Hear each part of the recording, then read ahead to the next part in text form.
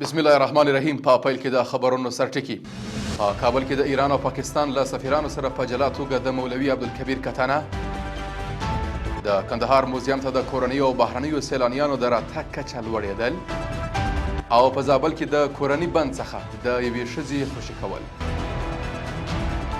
د لوی او مهربانه خدای په سپېڅلي نامه درنو لیدونکو سلام. د نن ورځ خبرونو ته ښه راغلاست. نن پنجشنبه د 1403 کال د کب 14مه نیټه ده.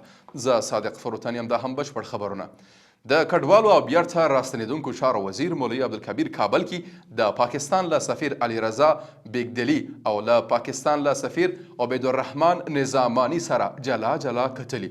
مولوي عبدالکبیر ویلي ایران او پاکستان د افغانستان ګاونډي او مسلمان هیوادونه دي چې د افغان کډوالو اوږدمهاله کوربتوب یې کړی، خو په وروستیو کې له دوی سره ناسم چلن ډېر سوی دی. د کډوالو چارو وزیر له کوربه هیوادونو غوښتي چې د کډوالۍ نړیوالو اصولو ته پاملرنه وکړي او د جبري ایستلو پر ځای منظم میکانیزم عملي کړي. نوموړي د تورخم بندېدو ته په اشارې سره زیاته کړې چې جګړه او تاوتریخوالی د حل لاره نه ده، باید د خبرو له لارې ستونزې حل سي. پاکستاني سفیر ژمنه کړې چې د اسلامي امارت غوښتنې به له خپل حکومت سره شریکې کړي، او ایراني سفیر هم ویلي چې تهران د قانوني کډوالو ملاتړ ته ژمن دی. دواړو خواو ټینګار کړی چې د کډوالو ستونزه باید د سیاست څخه جلا وساتل سي. په یو بل خبر کې د کندهار ولایت د اطلاعات او کلتور ریاست مسؤلین وایي چې د دې ولایت په موزیم کې 1896 تاریخي آثار ثبت شوي دي. یاد ریاست زیاته کړي اوس مهال په دې موزیم کې د سنگي، برونزي، باختري، کوشاني، اسلامي او معاصرې دورې 2890 بیلابیل تاریخي آثار ساتل کیږي.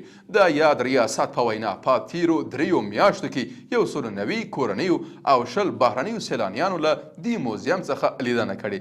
د کندهار ولایت یو له لویو او تاریخي ولایتونو څخه دی چې هر کال په زرګونو کورنۍ او بهرني سیلانیان ورڅخه لیدنه کوي. د افغاني سرې میاشتې ټولنې لوی رئیس شیخ شهاب الدین دلاور په افغانستان کې د نړیوال فدراسیون له مسؤل احمد سلیمان سره کتلي. د کتنه کې ښاغلي دلاور له افغاني سرې میاشتې سره د نړیوال فدراسیون د دوامداره همغږۍ او ملاتړ څخه مننه کړې ده.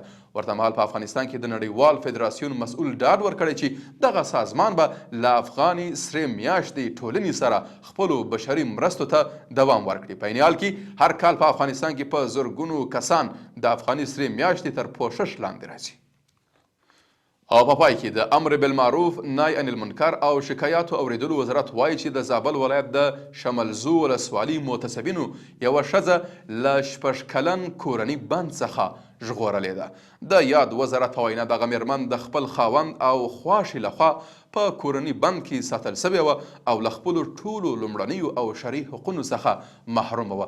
دا په داسې حال کې ده چې د دې وزارت ویاند څو ورځې وړاندې په یوه خبري کنفرانس کې وویل چې د روان کال د سلواغي په میاشت کې د ښځو د حقونو یو شمېر مسایلو رسېدنه سوې ده. مننه چې تر پایه زموږ سره مل وئ.